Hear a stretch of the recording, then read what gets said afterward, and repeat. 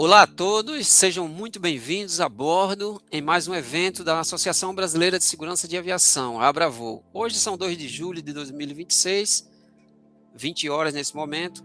Vamos falar sobre a caixa preta, né, de uma maneira simples, de uma maneira direta e bem acessível ao público.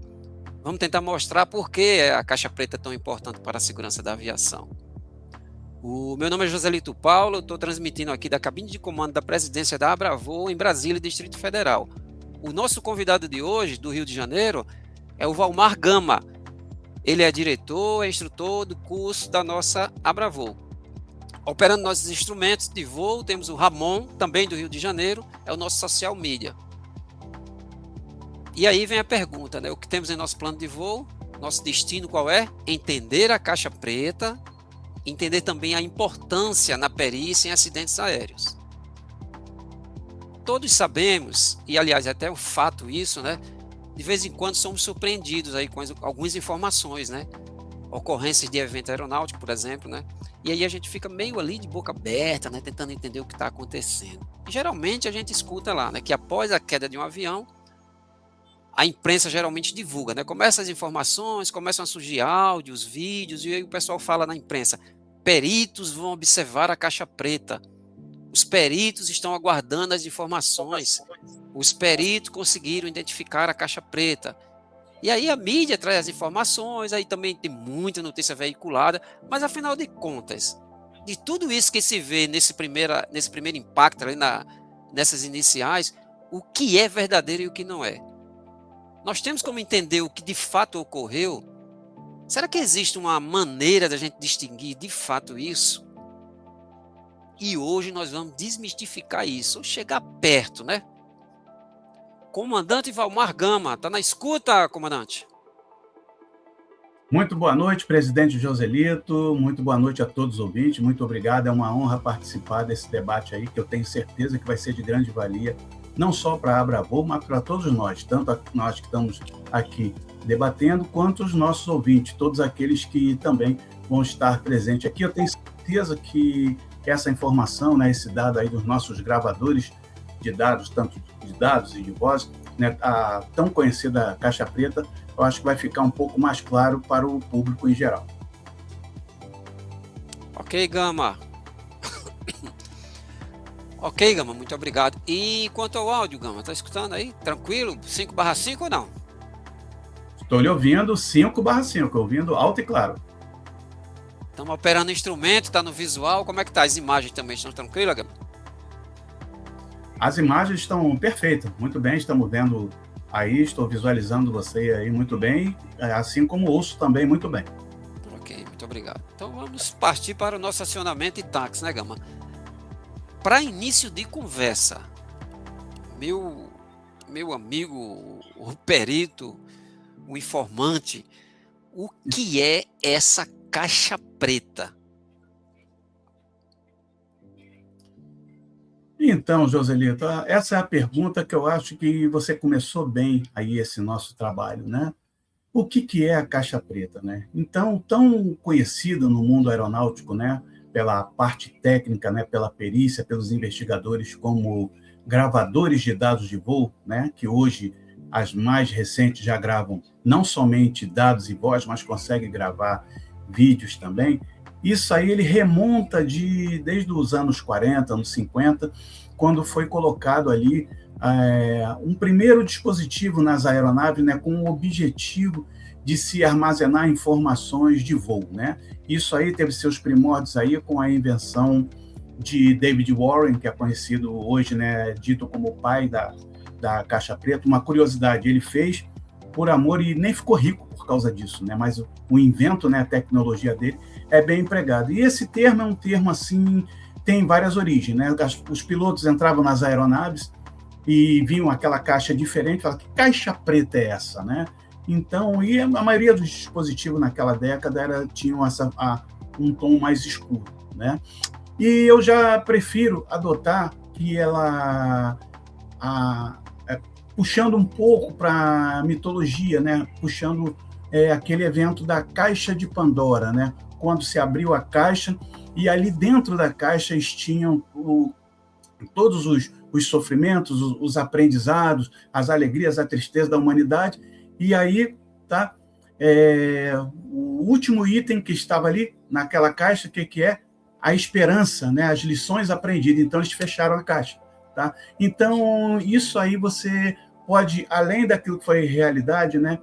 Você pode trazer um pouco da mitologia, não que o que está no gravador seja mitológico, mas com a ideia de ampliar, com auxílio a esse nosso debate, para ficar mais claro, né? Vamos considerar a caixa preta como se fosse uma grande caixa de Pandora, porque ali dentro, né, tem os momentos de todo voo, os últimos momentos onde a gente pode tirar dali lições aprendidas para que esses eventos não mais venham tornar a acontecer.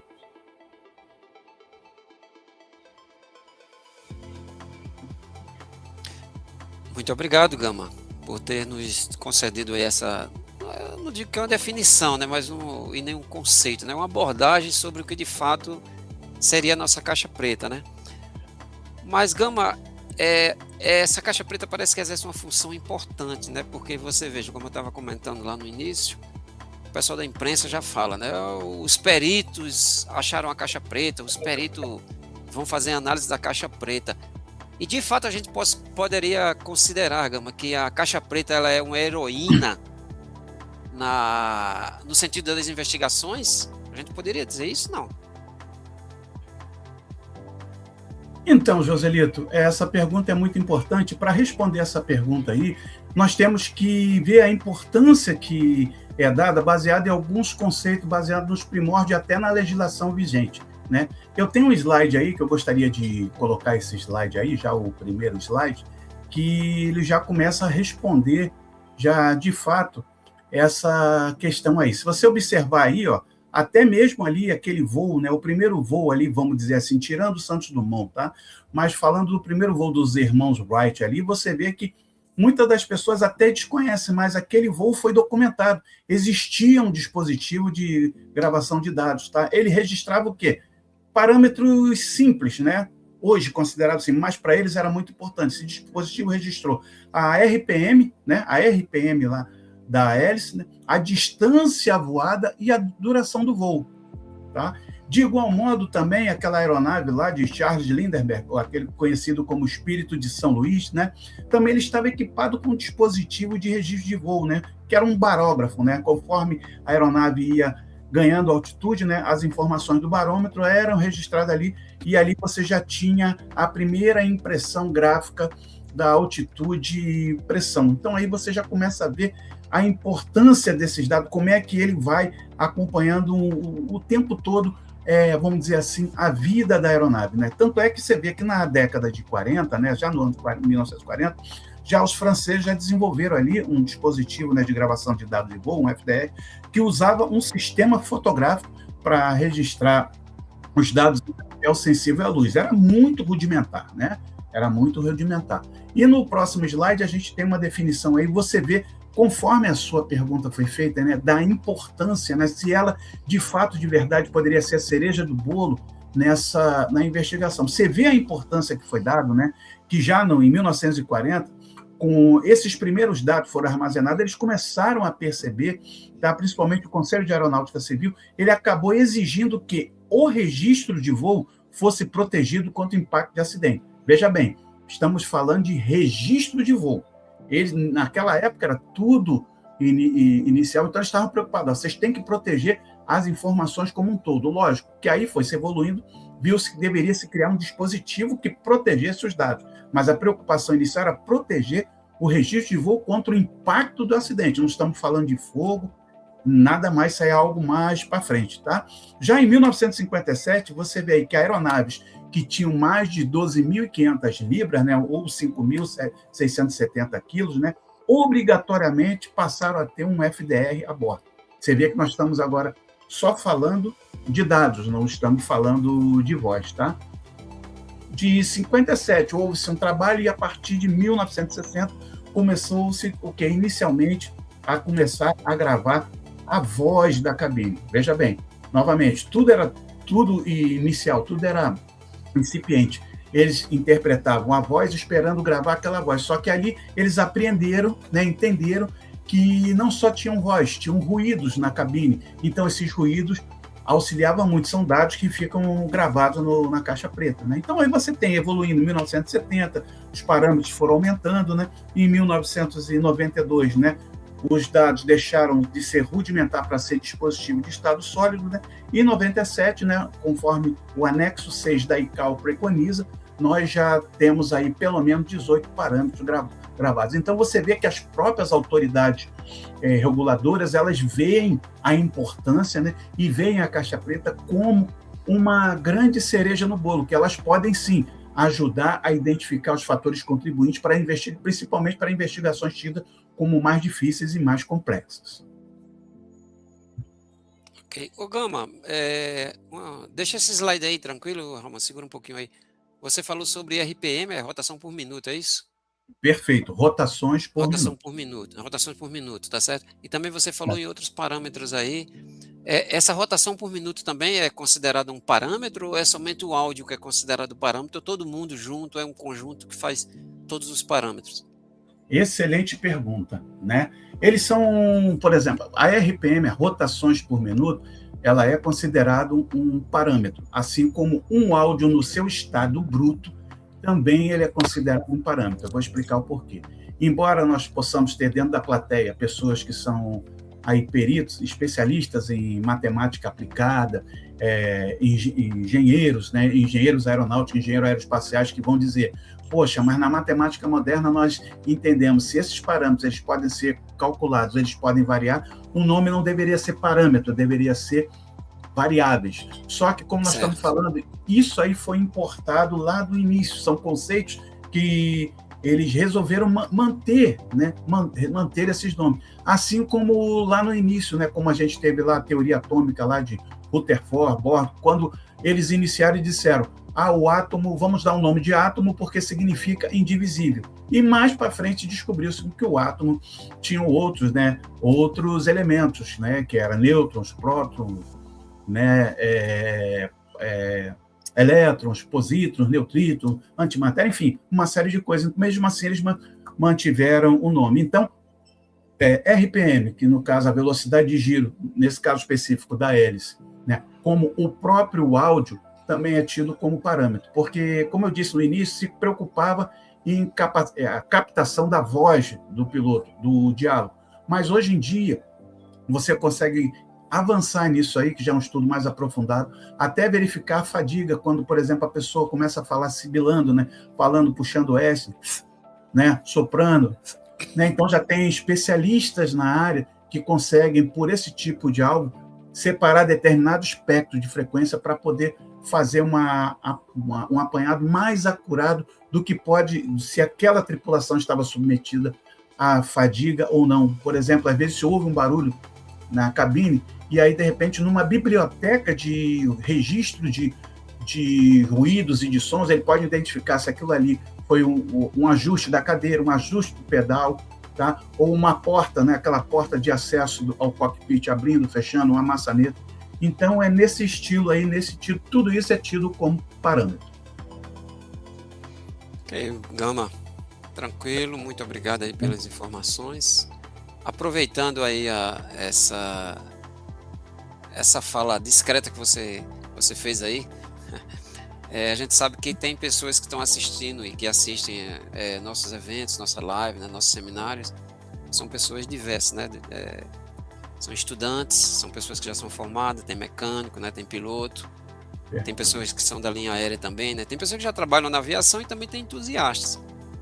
E aí, Gama, eu já deixo o convite aqui a todos, certo, que acompanham a Abravoo, nossas mídias, nós temos treinamento, temos palestra, temos eventos em diversos níveis, inclusive o carro-chefe da Abravoo, né, que é o curso de perito aeronáutico. Mas, Gama, voltando ao nosso assunto aqui principal, já em nível de decolagem, ou de voo mesmo, como é que funciona essa bendita dessa caixa preta, da prática mesmo, como funciona, sem entrar assim, em detalhes técnicos, né? No modo geral, como é que funciona essa caixa preta? Porque a ideia que eu tenho, e que muita gente também deve ter, é que essa caixa preta está em algum lugar e acho que gravando o áudio de alguma maneira, ou gravando esses parâmetros, como você falou mesmo do RPM, né? Então, tem como você nos dar uma ideia de como é esse funcionamento da caixa preta? Pois é. Então, nós temos aí, foi bom você colocar aí, né? Nós temos aí as gerações dessa caixa preta. Então, para a gente começar a falar, nós vamos mostrar para você, e tem coisas aqui que talvez para aqueles que sejam entusiastas e até esse momento não tiveram conhecimento, talvez eles vão ficar maravilhados. Mas, por exemplo, começando da esquerda para a direita, tá? De baixo para cima, nós temos a primeira geração de caixa preta. Como é que ela funcionava? Era uma folha metálica. Aqui nós tínhamos um tambor, tá? E esse tambor tinha uma folha metálica e ali eram registrados alguns parâmetros, né? Tinha uma agulha que ficava riscando ali e registrava esses parâmetros. Isso primeira geração. Subindo um pouquinho a setinha, nós temos a segunda geração, que ele já começou a ficar digital. Pode falar, Joselito, por favor. Sem querer te interromper, e esses dois rolos aí tá parecendo mais aquela, não sei, de repente eu tô até enganado, tipo aquela fita cassete, é isso não, né? É outro material. Não. A fita cassete já é esse segundo aí que você está vendo. Tem a setinha saindo dessa fita metálica para o de segunda geração, que era fita cassete, ou seja, tape, né? Fita magnética. Que, embora sejam fita magnética, os dados aqui já eram digitais, eles já eram em sequência de zeros e uns, entendeu? E depois nós fomos para a geração mais moderna, que está ali em cima, que já era dispositivo de estado sólido. Tá? No próximo slide, a gente vai conseguir ter essa visualização melhor e você vai conseguir entender melhor aí esse funcionamento aí do gravador. Aqui está ele, tá? Como ele era, em princípio, né? Esse aí de primeira geração. Olha os parâmetros que ele armazenava. Altitude e pressão, né? A velocidade indicada da aeronave, a proa que essa aeronave estava tomando, a aceleração vertical e numa linha, numa determinada linha do tempo, tá? Vamos para o próximo slide? Olha só como é que era feito isso. Olha aí como é que ele tinha. Aquele do canto superior esquerdo, de cima para baixo, primeiro era a folha como era retirado. Como é que você vê que ele tinha uma remalina, né?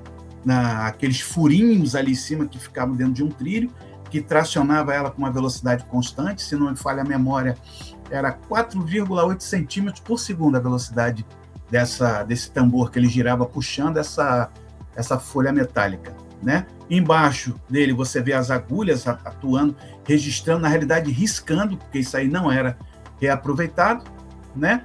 Aí no canto superior direito nós temos já passando aquelas informações para a unidade de engenharia, eles passando aquilo para uma folha, por um gráfico, muitas das vezes esboçado, copiando à mão, e no canto inferior direito, como era esse carretel, esse cartucho carregado dentro do sistema, para você ver que era bem rudimentar a tecnologia da época, era desse jeito, tá? Então, nós estamos fazendo esse apanhado para que a pessoa comece a entender, porque nós já vamos, já nos próximos slides, chegar a como é hoje, para que a pessoa entenda fielmente como isso está acontecendo. Pode falar, Joselito, você ia perguntar. Não, Gama, mais na frente a gente toca no assunto, tá? Eu ia falar o seguinte, cara. Quer voltar o slide? Não, deixa aí. Olha só, é interessante, eu vou deixar uma pergunta lá na frente, tá? Mas eu queria só fazer uma consideração aqui sobre a perícia, né, aeronáutica. E aí, Gama, espero que você continue com o seu raciocínio, tá? Somente é uma consideração mesmo, Sim. tá? Depois a gente toca nesse assunto. Eu imagino, Gama, hoje, se alguém me entregasse um gráfico desse aí, qualquer uma parte dessa aí para fazer uma interpretação, né, como perito, né?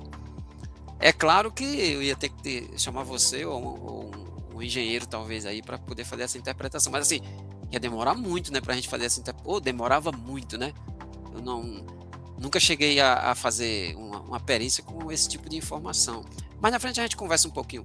Era só para fazer essa consideração. Continue aí, Gama. Obrigado. Mas a sua consideração tem pertinência, tá? Ela é totalmente pertinente.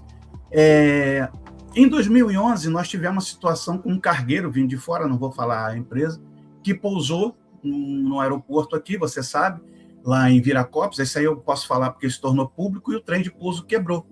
Então, nós fomos fazer, né, buscar a caixa preta, foi pedido o nosso suporte, fomos identificar. Por quê?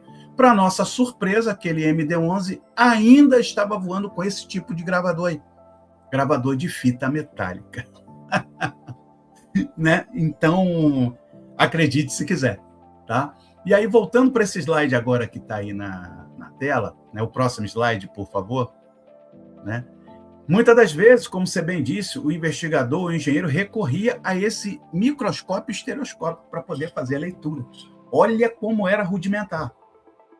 Recorria-se a esse tipo de aparelho, onde tinha uma manoplazinha do lado esquerdo, parecendo mais aquele joystick de hoje de jogos modernos que a gente jogava em loja, né, de fliperama, tudo mais aí, né? Então ali ele ficava navegando com um sistema binocular, né, para poder interpretar aquelas informações, enquanto ele passava para um copista, né? Então ele ia dizendo, dividia a folha milimetrada em quadrante, então ele falava, ia fazendo a contagem, 1, 2, 3, 4, 45, 2, 3, 4, ou seja, 45 graus subindo, menos 45, descendo. Então, era assim que eles iam fazendo a plotagem dos gráficos na parte manual. Tá? E isso logo no início, para você ter uma ideia. Vamos para o próximo slide. Tá? Olha aí como é que ficava. Esses aí já era um gravador que veio superar, que é o gravador de fio magnético. Fio mesmo, fio magnético. Já substituiu a folha magnética, né? Aquela folha metálica, desculpa, para um fio magnético, tá? Então, a leitura magnética, como é que era dada? Você vê aqui uns ruídozinhos, vamos dizer assim, no canto inferior esquerdo. E já no canto inferior direito, você tem a interpretação desse mapa aí aos nossos olhos, mapa de ruídos ali, tá? Transformados em unidade de engenharia pelo investigador. Olha como é que era trabalhoso. Olha como era trabalhoso. Tá? Estou fazendo todo esse apanhado para a gente chegar em como ele é feito hoje, que é mais compreensível. Mas sem isso aqui, não se chegaria ao que nós temos hoje. Vamos para o próximo slide, por favor. Tá? Aqui nós já temos a segunda geração de gravadores. Tá? Aqui que são gravadores de fita magnética, tá? Deixando aquele fio magnético lá. Agora, fita magnética, como eram os antigos cassetes, a nova geração, acho que talvez se conhece de ouvir falar que era aquela fita cassete que a gente botava lá no nosso motorrádio, lá, sistema auto-reverso. Nossa, tamo velho. E aí era assim, tá? Um sistema bem parecido. Ele ia até o final, com 25 horas de gravação, quando terminava, ele voltava apagando o dado mais antigo, tá? 1 bit por vez, tá? E aquele todo o processo. Tá? Vamos para o próximo slide. Tá? E hoje é o que nós temos aí, ó, gravadores em estado sólido. Olha aí, eles são muito mais bonitos, mais versáteis, muito mais atraentes, como o Paulo está botando aí, vintage, não velhos. Obrigado, Paulo. Vintage, né? Então, são os gravadores que facilitam muito. Vamos para o próximo slide. Tá? Curiosidade aqui desse gravador, tá? Dos gravadores modernos. Você vê aqui que ele tem toda uma circuitaria. No da esquerda aqui você vê logo o primeiro da esquerda, que é um gravador de dado, tá? E o da direita é um gravador de voz. Tá? E já na figura da direita, o que você vê? Todo o chassi dele, que compreende as placas que fazem interface com a aeronave, o circuito compressor de áudio, né, que dá o tratamento, e a parte mais importante ali que a gente vê, High Temperature Insulation, que é aquilo ali chamado de Crash Survive Memory, né? Unit, desculpa, é o CSMU, Crash Survive Memory Unit, que é a unidade de sobrevivência da memória, tá? Ela sobrevive contra impacto. Aquilo ali que é o que nos interessa. Vamos para o próximo slide. Aquilo ali que é o que nos interessa de fato, de verdade. Por exemplo, olha aqui um gravador antes do acidente. Olha ali o Crash Survive Memory Unit. Olha o gravador bonitinho, o chassi. Agora, no próximo slide, nós vamos ver o que aconteceu com esse mesmo gravador depois do acidente. Olha aí. Volta ao slide anterior, por favor. Olha aí como é que ele estava. Né? A gente tem a impressão que o gravador todo é isso tudo que é protegido, isso tudo aí que resiste. Mas não, vamos para o próximo slide. Olha lá, Ah, o não, Gama, chassi, aí tá muito diferente. Muito o chassi diferente. desaparece. Mas Até a lá, cor agora mudou, né? Lá era laranja, agora tá cinza, escuro, preta, sei lá o quê. exatamente. Aí você vê que lá a CSMU, que é Crash Survivable Memory Unit, ela sim, ela só mudou a cor, tá? Só pegou um sol a mais. Ficou queimado, como Um disse César cilindro, né? Pantaia. Quase um cilindro ali, né, Gama? Exatamente, né? Ele tem uns que esse aí já é mais uma carapaça, mas como a gente viu aqueles primeiros gravadores, tem uns que já tem forma cilíndrica mesmo. Né? Não é engessado, o fabricante ele tem liberdade para fazer o seu gravador, desde que ele atenda os requisitos. Vamos para o próximo slide para a gente responder aquela pergunta. Isso aí não Olha é aí, Leandro. inteligência artificial, não, né, Gama? Não, não, não. Isso aí Aquela são anterior lá, não, não, são situações reais, reais. essa aí, Real, você situação não criou real. na inteligência artificial isso aí, não? Não mesmo, não mesmo. E essa aí, eu vou te dizer, essa aí é uma das mais light que a gente tem pego para esse tipo de acidente, entendeu? Tá. Vamos para a próxima. Olha aí, daquele CSMU, olha o que nos interessa. A memória é essa aqui que já está com um flex cable novo, tá? E aquele tá ali, ó, memory modulo, aqueles módulos de memória ali, aquilo ali que são armazenadas as informações, aquilo ali que é protegido, fica ali dentro, tem uma sílica que protege contra o calor, né? Ele tem o que nós chamamos de razão adiabática constante, ou seja, o que é isso? O calor ele não é transferido de imediato, tá? Ele vai transferindo, ele tem uma razão adiabática, ele vai gradativamente até uma determinada temperatura que ele não pode ultrapassar, que seriam 380 graus ali. Desculpa, 180 graus. Tá? 180 graus. Alguma pergunta? Então, Gama, se você puder abrir só um minutinho aqui, olha só, Sim. o Sampaio aqui fez uma consideração, né? Sim. Ele fala aqui, ó, a forma do cilindro, a forma, né, no formato cilíndrico, né, oferece uma maior resistência à deformação. A própria curvatura de qualquer chapa possui uma grande resistência à deformação. Interessante aqui. Perfeito, é isso mesmo. Ele está correto. Ele está correto. Por isso que é bom, a gente tem aí a nossa plateia aí, nossos ouvintes, nossos espectadores aí são das mais variadas formações. Então é bom, e é exatamente isso, entendeu? Exatamente isso que ele colocou, isso contribui muito. E agora há pouco a gente trouxe a informação do que é o RPM, né? Quer dizer, exatamente, a rotação por minuto. 3 letrinhas ali que tem um significado, né? Mas que tem muita gente que não conhece, né? E a gente agora trouxe mais uma informação mais, digamos assim, técnica, né? Exatamente. Deixa eu ver aqui o que é que o Paulo está falando. Paulo está falando o seguinte, ó.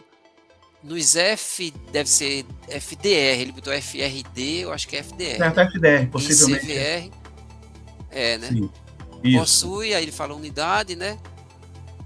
Para localizá-los. Frequência, né? Ele está falando sobre a frequência que existe lá. Ele tem um ULB, que é o Underwater Locator Beacon, né? Beacon, isso. É um transmissor. Ele deu a frequência lá 37.5 a 8.8. Na realidade, ele opera a 37.5. Essa 8.8, ela pode usar, mas ela depende de uma série de requisitos, aprovação, uma série de coisas. Ela opera a 37.5 mesmo, entendeu? Tem um motivo dessa frequência ser, mas aí a gente abordaria questões muito técnicas, entendeu? Então, mas é mais como ele abordou. Vamos entrar nessa seara, não. O Paulo aqui se entregando aqui. O Paulo aqui se entregando. Erro de digitação. Você errou, rapaz. Erro de digitação, não, você errou. Obrigado, Paulo. Vamos ali para o próximo slide. Aí, volta um. Esse aí já é a resposta, mas volta ao anterior, isso. Olha só, normalmente as aeronaves, elas têm, né, por força de legislação, hoje elas têm que ter 2 dispositivos, que é um gravador de voz e um gravador de dados. Eu quis colocar o Embraer 195 porque ele tem uma curiosidade. A Embraer, tentando inovar, o que ela fez? Bom, como hoje existem os gravadores que são combinados, chamado combis, que eles são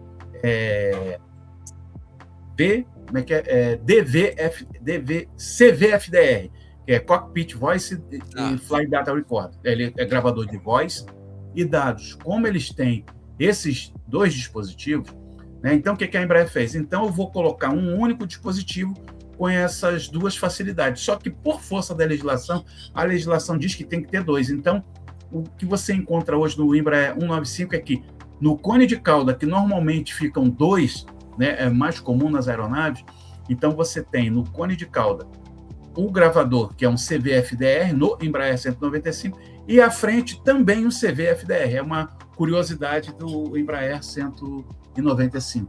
Tá? E agora, respondendo a pergunta, o próximo slide. Como que funciona esse gravador? Olha aí como é que funciona. Tá? Colocamos aqui uma aeronave, mas poderia ser não só só aeronave de asa fixa, né? Como de asas rotativas, né? Para o nosso público, talvez que não conheça, helicóptero, ele não tem hélice. Aquilo ali, os rotores são asas rotativas. Aí você se pergunta, tá, e qual é a diferença? A hélice, ela produz tração, empuxo, tá? E no caso do helicóptero ali, a asa, ela produz sustentação. Tá? Então, no caso do helicóptero ali, nos rotores ali, nós temos asas rotativas. Né? Então, o mesmo sistema de gravadores se aplica tanto para aeronaves de asas rotativas quanto aeronaves de asa fixa. Então, como é que funciona? Tá? Nós temos aqui embaixo, no canto inferior, quase no canto inferior esquerdo, antes de chegar ao meio da tela, nós temos uma aeronave, e ali nós temos um equipamento chamado FIDAL, ou do inglês FADU, que é Fly Data Acquisition Unit, unidade de aquisição de dados de voo. Por que existe essa unidade? Essa unidade ela vai pegar informações como nós temos aí, ó, informações dos ailerons, né, que ficam ali na parte de trás da asa, chamado bordo de fuga da asa, então aquela parte de trás ali da asa. Nós temos ali naquela parte mais em pezinha, que é chamado de estabilizador horizontal, então nós temos o leme, e nós temos no estabilizador, vertical ao leme, estabilizador horizontal ali onde fica o profundor. Esses dados, eles têm potenciômetro, ele tem informações que são dados analógicos. Essa unidade pega esses dados analógicos e converte esses dados de analógico para digital. E como você vê a setinha, enviando esses dados para o gravador de voo. Tá? Então, a importância dessa unidade que a gente vê aí, o FADU ou FIDAL, fiquem à vontade, tá? É converter os dados que são de natureza analógica para digitais de maneira que eles sejam inteligíveis para o gravador de voo. Então, ele fica ali armazenado.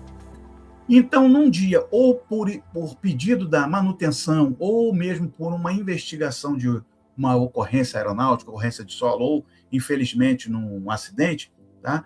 O investigador, ou o engenheiro, ou o projetista da aeronave, ele vai solicitar os dados desse gravador. Se ele estiver em bom estado, você tem esse dispositivozinho aí, perto desse homenzinho em azul, que é chamado de handheld, que é um dispositivo manual, portátil, que você pode tirar, conectar o gravador e já buscar essas informações, ou, no caso de acidente, somente nos laboratórios específicos, que existem equipamentos especiais para fazer todo o tratamento desse dado. Muitas das vezes você tem que fazer a busca dessa informação em nível de eletrônica capilar. O que é uma eletrônica capilar? Você vai, por exemplo, você vai pegar aquele chip, aquele circuito eletrônico, você vai jogar um ácidozinho ali, vai romper e você, com um microscópio eletrônico, vai chegar a, vamos dizer assim, condutores ou fios, de grosso modo falando, que são, a espessura dele é inferior, às vezes, 10 vezes menor do que a espessura de um fio de cabelo. Então, exige um tratamento, exige, além de equipamentos especiais, uma capacitação técnica específica para poder atuar nesses casos de gravador severamente danificados. Tá? Estamos juntos até aqui? Todos aqui? Eu acho que está dando para ir de uma maneira bem tranquila, né? Tá tudo ok, presidente Joselito? Então, vou prosseguir. Sim. Eu falei assim, quase tranquila, né? Porque você começou a aprofundar aí eu comecei a ficar meio aqui desorientado, digamos assim. Desorientação espacial deu aqui, mas tá tranquilo, foi tranquilo. Pode então, vamos lá, então. Tá? De uma forma, né? Que agora eu estou respondendo aquela pergunta lá no início, como ele funciona, né? Então, esses dados aqui, eles são armazenados, tá? Depois de salvo nessa unidade, nesse handheld, eles vão para uma nuvem, para uma base de dados, e ficam lá disponíveis. até que alguém peça esses dados. E esses dados, ele não vem escrito assim, velocidade, não vem escrito RPM, não. Ele vem num formato 0 e 1. Ó. Quando você pede para ler, ele vai aparecer 0, 1, 0, 1. E não é 0, 1 escrito, não, tá? Vai aparecer aqueles sinais. Você lembra lá atrás que a gente mostrou aqueles sinais ali que parecia sinais eletrônicos, aquilo, interferência? Aparece exatamente desse jeito. E aí, né, nós vamos usar recursos para interpretar que quando um ruído daquele está bem alto, a gente diz que é 1. Quando um ruído daquele está bem baixo, a gente diz que é 0, ou vice-versa, dependendo da metodologia. Tá bom? E aí, como é que eu sei, então? Como é que eu vou saber, então, que aqueles zeros e 1, por exemplo, dentro daquele universo de milhões, são milhões mesmo, de zeros e 1, aonde que eu sei que está ali a informação da minha RPM? Aí que entra aqui, ó. Vai ver aqui que tem uma biblioteca, né? São com documentos que tem aqui chamado Parameters Conversions. São documentos que se chamam Data Frame Layout, né? Esses documentos, eles dizem exatamente o que cada conjunto de zeros e uns representa, a posição que ele se encontra num dado momento, o que ele vai significar. Então, se eu quero buscar, por exemplo, a minha velocidade, eu tenho que num determinado tempo X, num determinado frequência, ou seja, que aquele dado repete, eu tenho que ler aquele conjunto de zeros e uns. Tá? E aí eu tenho lá a informação de velocidade. Se eu quero altitude, esse documento vai me dizer aonde que eu tenho que ir. Se eu quero a proa, né, o heading, esse documento é que vai me dizer para onde eu tenho que ir. Alguma pergunta, Joselito? Tranquilo, Gama, só um recado aqui para o pessoal que está nos assistindo aí, e as pessoas que estão, logicamente, aí que começam a surgir as dúvidas, né, justamente quando a gente entra nessa parte técnica. No curso mesmo, né, que a gente faz para peritos, a gente entra no detalhe maior, né, Gama? A gente aprofunda mais um pouquinho, né? Aqui a gente está dando somente assim digamos assim, estamos fazendo um rasante aí no assunto, né? Dando aquele rasante ali para poder o pessoal sentir um pouquinho ali, mas aí depois lá no curso a gente explora mais, né? E até durante o nosso intervalo lá, né? A gente também vai batendo um papo ali com o pessoal, e tem aluno nosso, inclusive, que já são da área, né? O pessoal que já trabalha na área, assim, com algumas informações específicas, que vão conhecer as outras áreas, né? Mas tranquilo. Ô, Gama, sem querer quebrar o teu raciocínio aí, o Augusto falou de uma investigação de um acidente aqui. Você tem acesso ao chat aí, Gama? Não sei. Ele está falando da investigação do acidente aqui do voo 4 Uniforme 9525, né? Que é da Germanwings. Que nessa investigação o pessoal avaliou a respiração do copiloto. Interessante, né? E aí é o que você fala, né? Exatamente. O entendimento que o perito tem sobre determinados parâmetros, né? Essa transformação de um modelo a um outro e até a um terceiro, né? Que dá essa informação bacana, né? Agora, avaliar a respiração do copiloto aí, né? Foi bom você... Ou mesmo fez um estalo de dedo ali, ou acionou uma tecla, né? No ruído a gente consegue fazer essa detecção, né? Foi bom você comentar isso, porque você vê que o perito ele não trabalha sozinho, ele precisa de uma equipe multidisciplinar. Embora o perito, o que ele vai aprender? O perito formado, se você assim me permite falar, o perito formado pela Abravoo, ele vai aprender a buscar essas informações, ele vai poder aprender a ter acesso e saber exatamente a quem recorrer.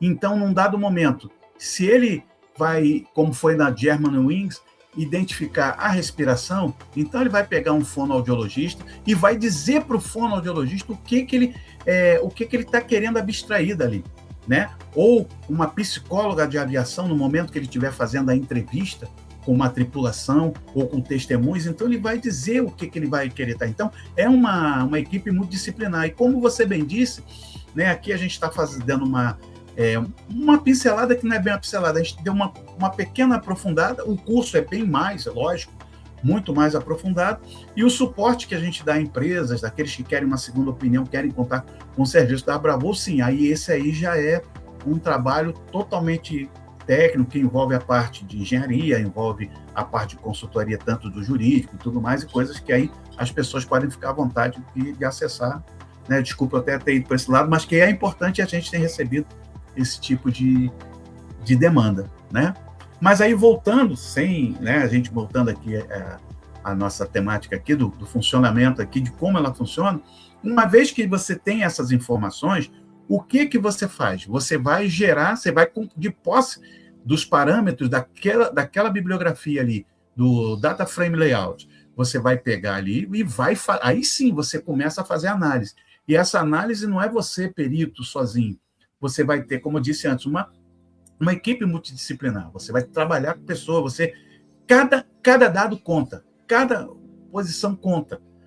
O engraçado que eu ouvi por que a aeronave caiu, um exemplo, a aeronave se acidentou, e ainda tem 10 minutos de áudio quando o motor estava parado, ainda tem 10 minutos. Então, você vai aprender as características, por que aquele gravador ainda continuou gravando. Então, são dados, são análises que vocês vão fazer, entendeu?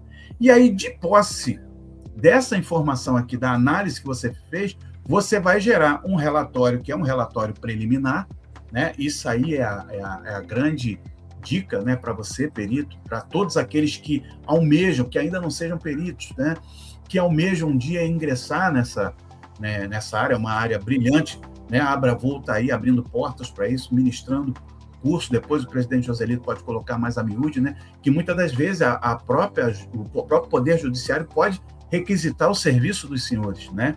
Então, o que acontece? Você, num primeiro momento, você gera um relatório preliminar, tá? Por quê? Porque ali você vai expor expor esse relatório para as partes interessadas, para que eles olhem e façam o seu julgamento, confrontem, se posicionem a favor ou contra. Por quê? Porque você vai ter uma coleta de insumos para subsidiar o seu processo decisório, porque você sabe que os dados que você obteve tem uma documentação que valida e não foi uma simulação, foi uma animação. Você pegou informações que, de fato, de verdade, foram obtidas através desse gravador, certo? E uma vez que esse relatório esteja pronto, preliminar, depois de todas as partes ouvirem e todos chegarem a um consenso crítico comum, num prazo mais breve possível, mas dentro de uma celeridade que não prejudique a investigação e não permita fuga de informações, né, é gerado o relatório final, tá? Que isso aí é feito pelo CENIPA no Brasil, pelo BEA na França, o NTSB nos Estados Unidos, né, o TSB no Canadá, Austrália, a TSB e assim sucessivamente. Até aqui estamos juntos? Ainda. Eu estou conseguindo sobreviver e eu estou também achando aqui. O César fazendo um comentário aqui, ó. Tamo junto, né, César? O César falou o seguinte, o César falou que não é somente dúvida, não. Ele fala aqui, ó, ele está espantado. A verdade é essa, ele está espantado com a profundidade de informações e complexidades, né? Dessas características que são os dados que estão registrados. Certo. Realmente, de fato, é isso mesmo, né? Vamos lá, Gama. Vamos para o próximo slide, então. Então, aqui, ó, eu só coloquei isso aqui, prometo que eu não vou me debruçar muito nisso aqui. Isso aqui já é um trabalho mais... No curso a gente fala um pouco mais sobre isso, né? Isso aí a gente usa muito quando a gente está fazendo o trabalho em campo ou a pedido do operador e tudo mais, tá? Então, por exemplo, aqui, ó, só para vocês terem uma ideia, naquele documento lá, que é o Data Frame Layout, ele vai dizer para a gente assim, você quer saber a velocidade? Então, naquele conjunto de zeros e uns, você vai procurar contar ali, você vai achar a palavra número 19. Nessa palavra 19, você vai contar do bit 1 ao bit 12, só para vocês terem ideia como é que é. E toda vez que ele, numa frequência, né, numa amostra, um sample por second, tá ali o rate, né? A razão de uma amostra por segundo. A cada segundo você vai olhar ali naquela palavra, tá? Em todos os subframes, que eu não vou entrar em detalhe com vocês agora o que são esses subframes, né? Ali você tem as informações de velocidade que ela vai, que eu, gravador, registro, tanto de 0 nós até 1024 nós, tá? E isso em unidade de engenharia. Mas no sistema decimal, você vai ler 0, a metade da velocidade vai ser 2047 e máximo 4095. Para vocês entenderem como é que... Ficou fácil agora. Agora ficou fácil. Ficou fácil. E muitas das vezes a gente trabalha com esse tipo de equação linear que está aqui embaixo, que é respaldado pela documentação. Ela sugere esse tipo de... É só para vocês terem uma ideia da importância desse trabalho. tá? A importância. A Abravol tem expertise nisso? Tem expertise.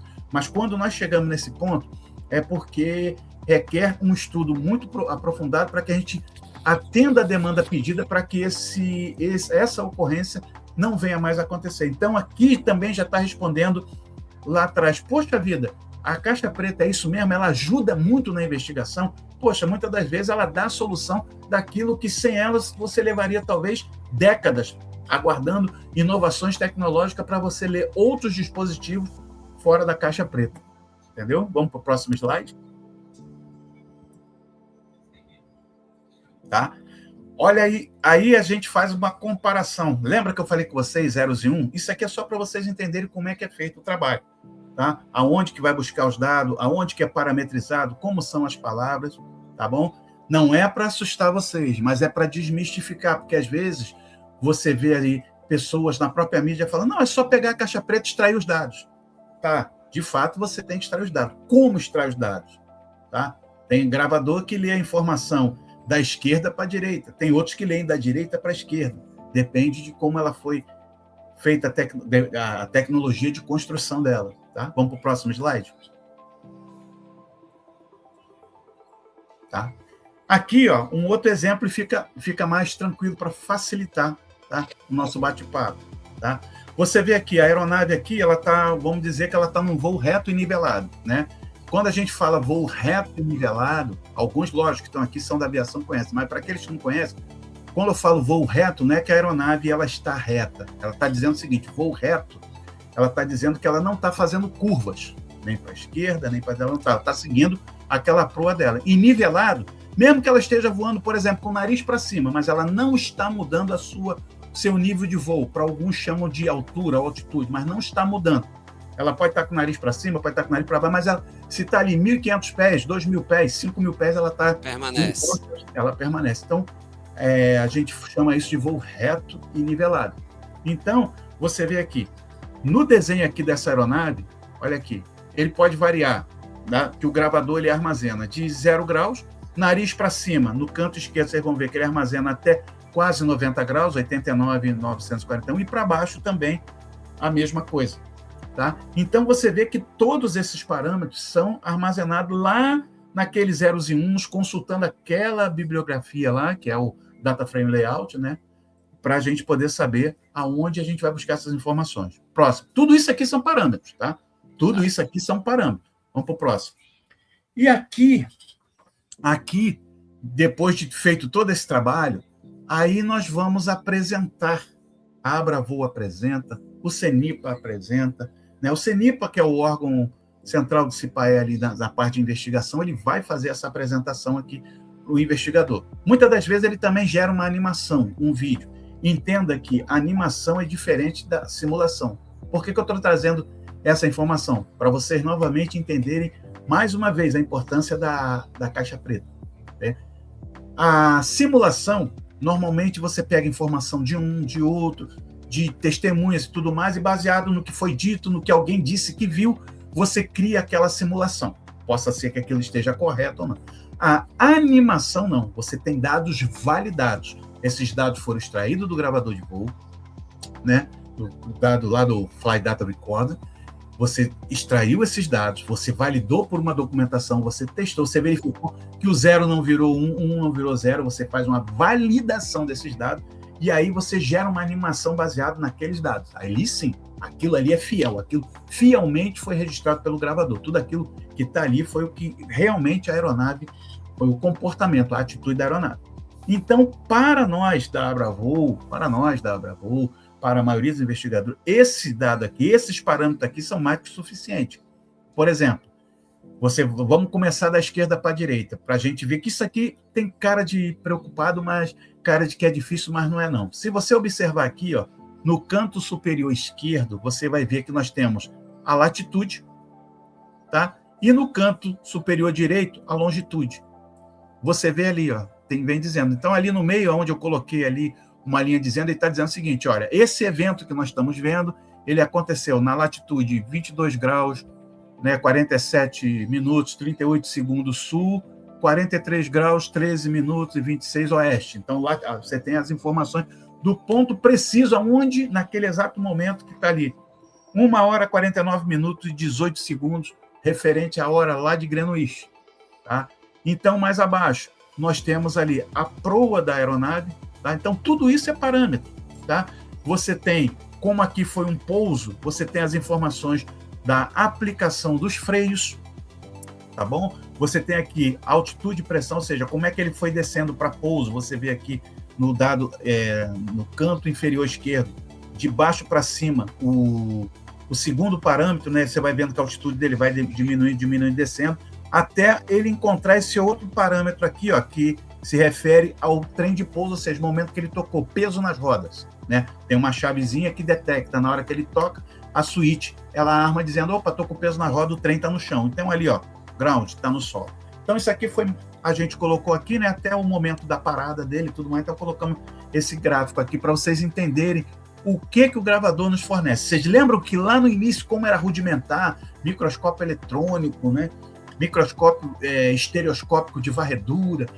Agora não, agora você tem programas, né, tem software específico que você definindo o parâmetro, colocando exatamente onde estão os dados, baseado naquele data frame layout, tá?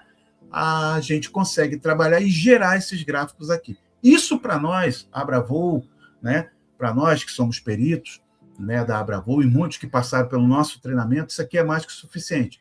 Mas muitas das vezes você vai ter que apresentar isso para familiares das vítimas. Eles, embora não vou chamá-los de pessoas leigas, de forma alguma eles não são, mas de repente eles não estão familiarizados com o jargão, com o linguajar da aviação. Então, nesse momento, a gente parte para uma animação, para fazer um modelo em 3D de uma aeronave, mostrando para ele como foram os eventos até a ocorrência. Ok? Ok. Eu confesso que no momento aí, acho que uns 3 minutos atrás, eu nem lembrava que a gente estava falando de caixa preta. Eu pensei que era uma aula mais avançada. Isso é a caixa preta, nós estamos falando de uma maneira bem light, bem superficial. Tá certo, tranquilo. Então, Gama, agora,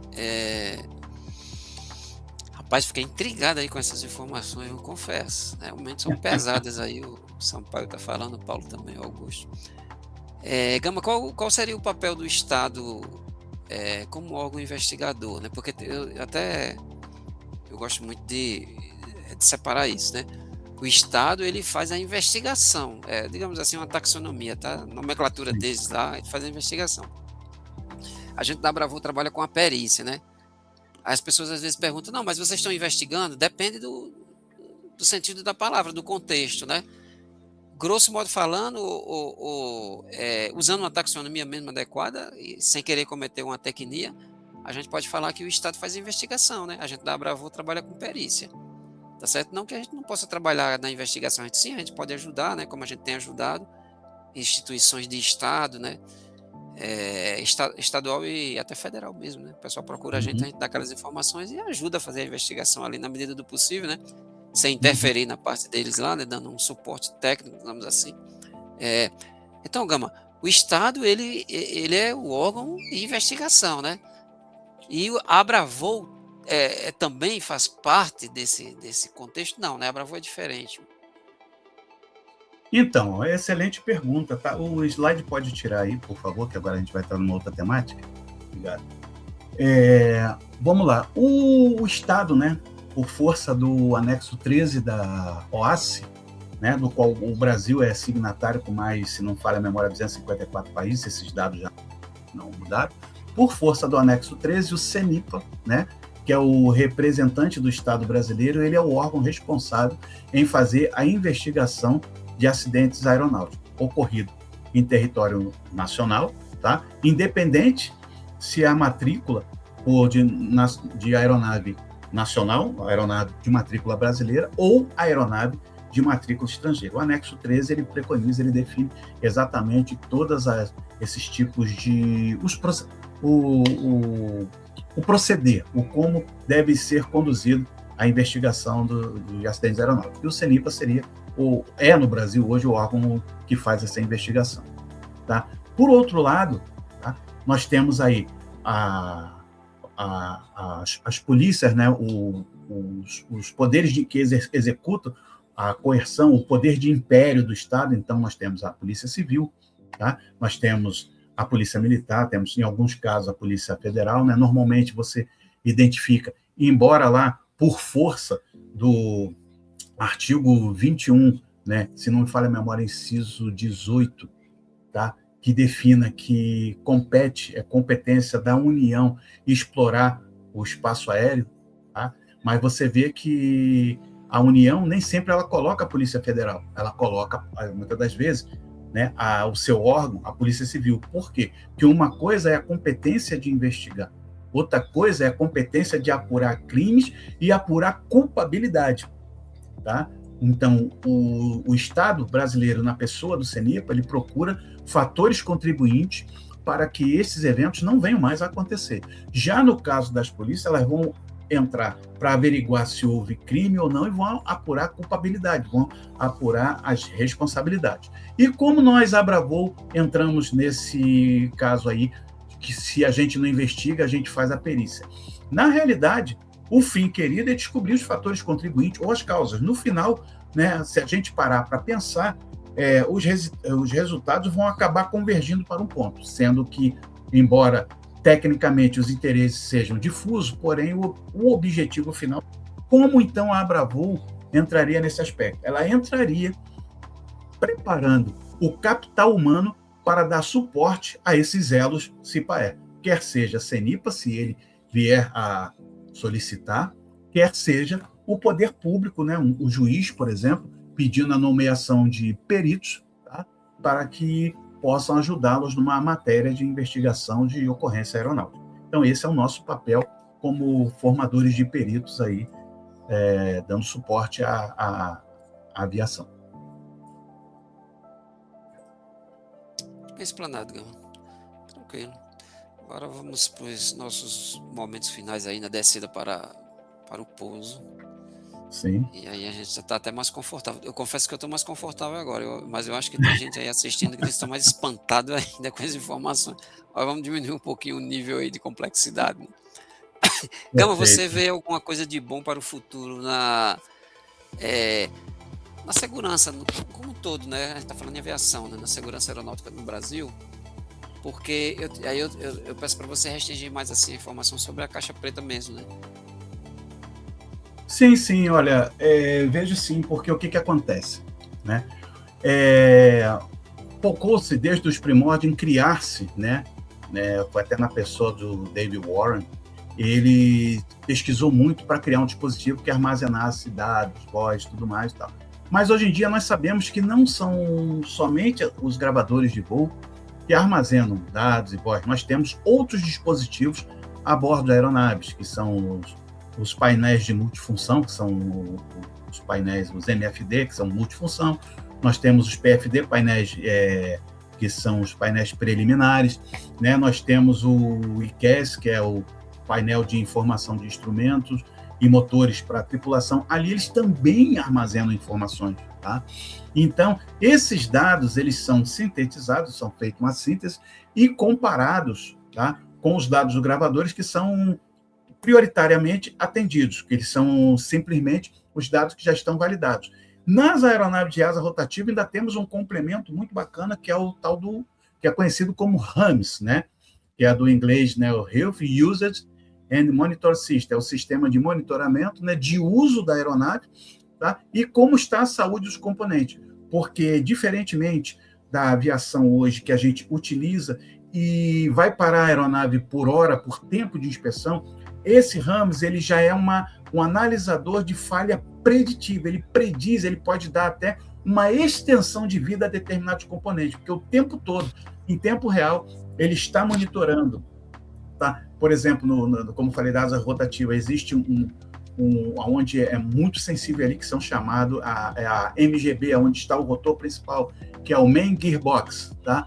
Que é a transmissão principal ali do rotor principal ali. Então, nós temos vários acelerômetros que pegam as informações ali em tempo real e vão mandando para esse RAMS. E esse RAMS, ele vai trabalhando, porque ele sabe que conforme a quantidade de horas de voo vão passando, como aqueles componentes onde estão ali os acelerômetros estão buscando as informações, eles têm que se comportar. Então, eles têm uma tolerância, tudo mais. Então, ele pode predizer, olha, eles ainda estão trabalhando assim, como a gente ia parar por tempo, pelo que nós estamos analisando aqui, o RAMS está analisando, a gente pode estender, dentro de um determinado limite, estender mais tantas horas, mais 50, 60, 80, 100 horas, dependendo do componente. Então, hoje, a aviação, com base nos dados de voo gravados, veja bem, estão falando de caixa preta, mas hoje em dia a gente não fala tão somente caixa preta. Vocês viram que no slide eu coloquei sistema FDR. Hoje é um sistema, tá, que trabalha em conjunto, tá, fornecendo insumos para os gravadores, para o gravador de voo. Então, acredito sim que tudo isso aí, num futuro bem próximo, vai tornar a aviação, na parte de captação de dados, muito mais segura.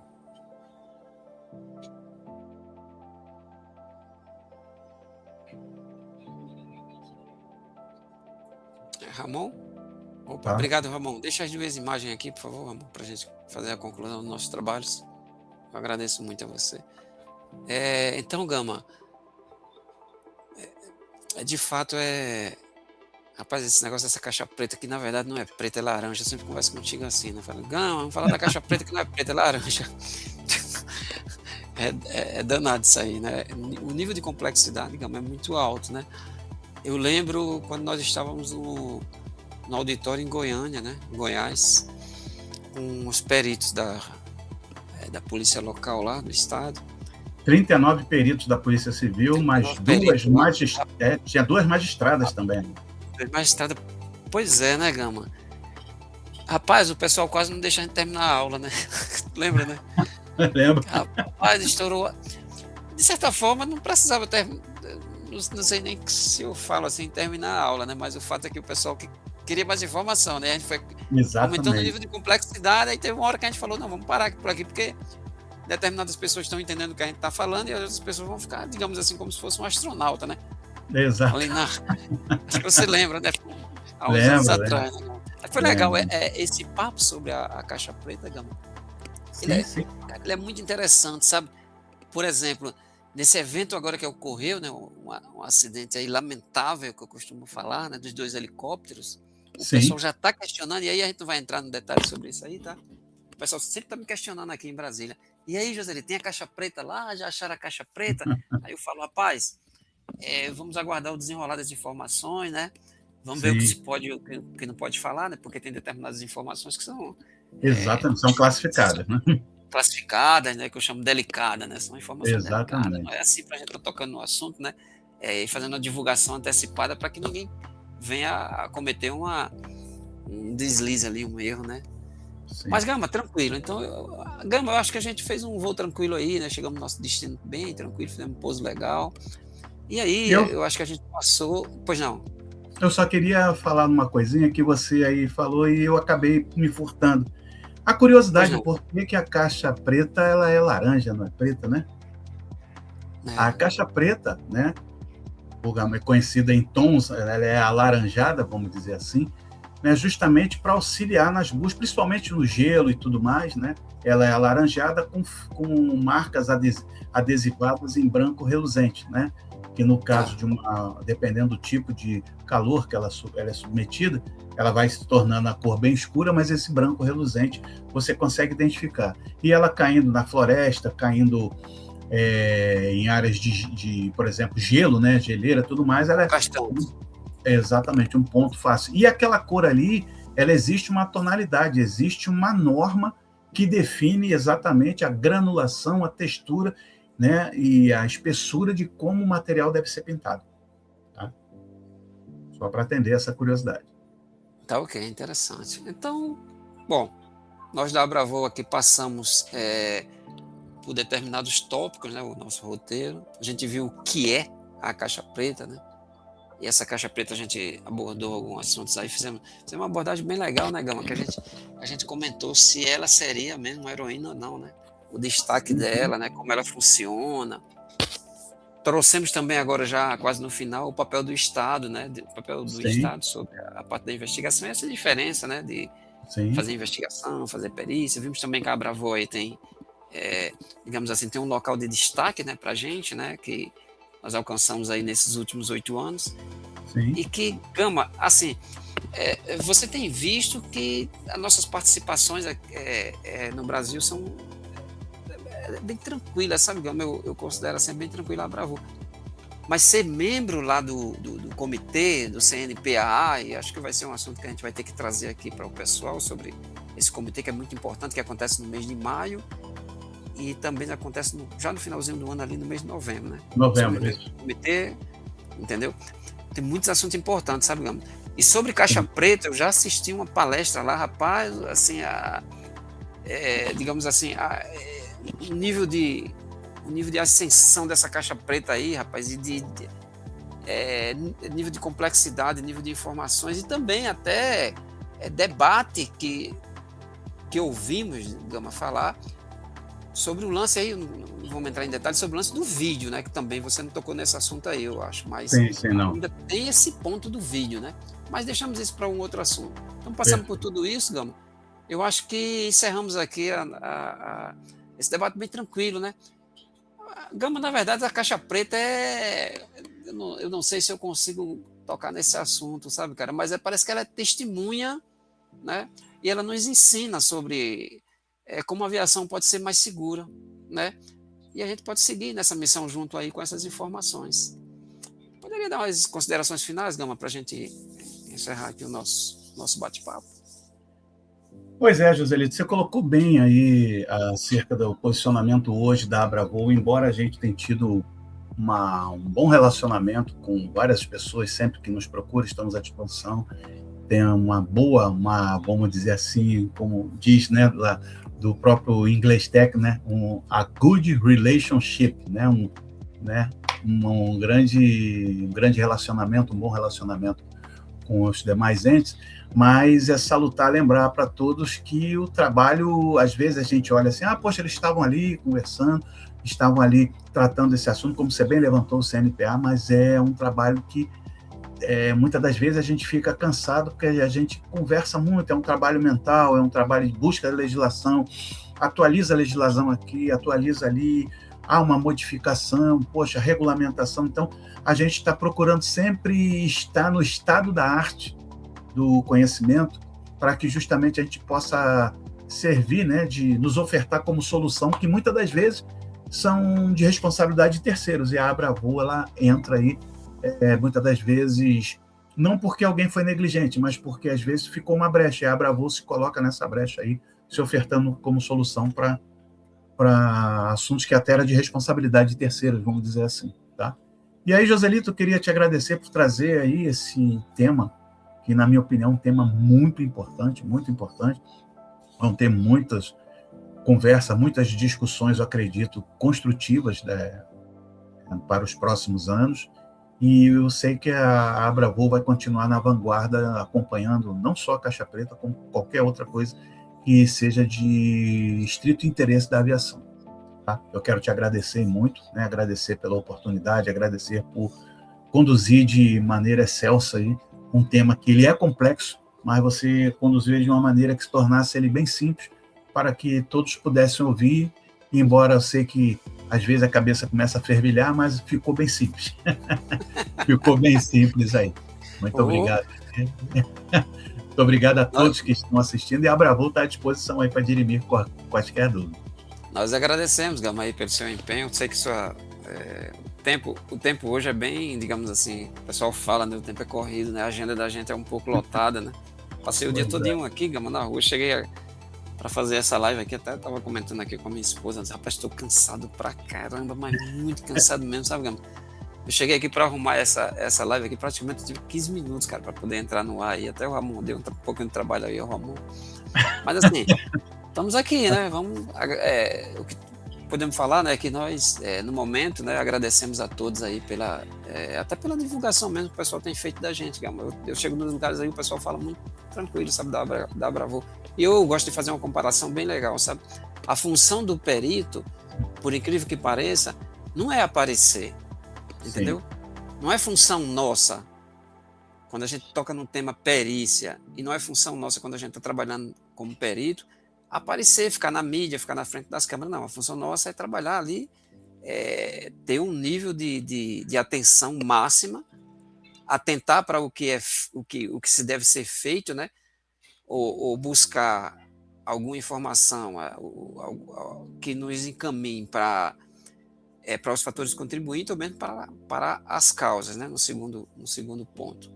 Mas assim, a gente agradece, Gama, muito obrigado, agradecemos a todos. Estou transmitindo aqui da cabine de comando da Abravoo, mais uma live da Associação Brasileira de Segurança de Voo. Saudações a todos que nos escutam e nos veem. Abravoo unindo esforços. Brasília, 2 de julho de 2026.